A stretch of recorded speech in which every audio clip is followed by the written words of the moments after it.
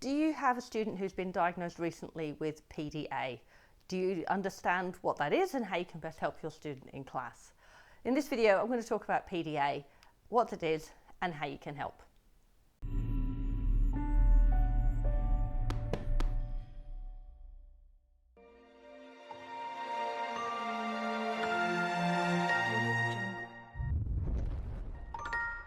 I'm Tracy Ashbridge.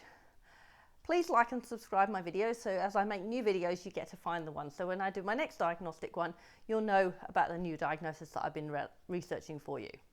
So today I'm going to talk about pathological demand avoidance, or PDA. It's not in the diagnostic manual yet.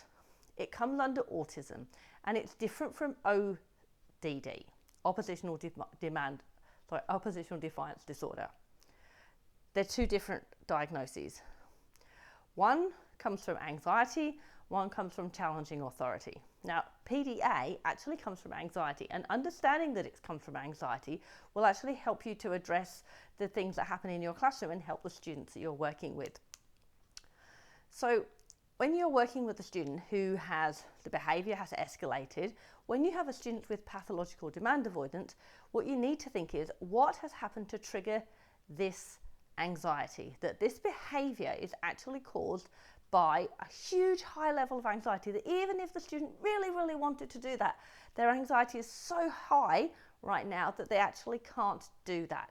So think about what was the step before, and that's where you're going to learn how to adapt for your student. So, oh well, just before we did that, we did this, and that was the trigger that the next raised the anxiety that the next task was not achievable.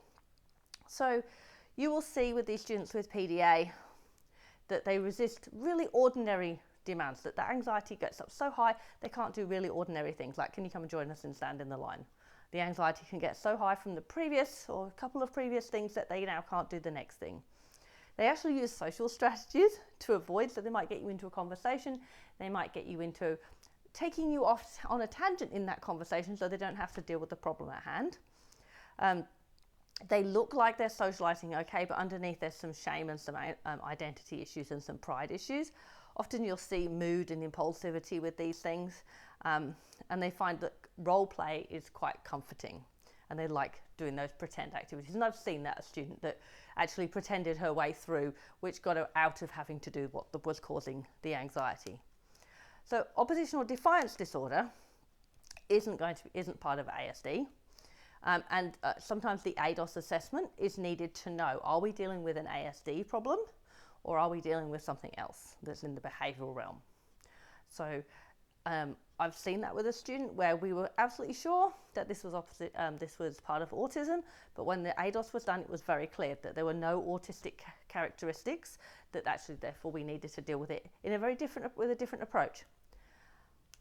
So that, as I said, ODD is often linked to power struggles, so that needs to be dealt with in a different way to the PDA. So how can you help?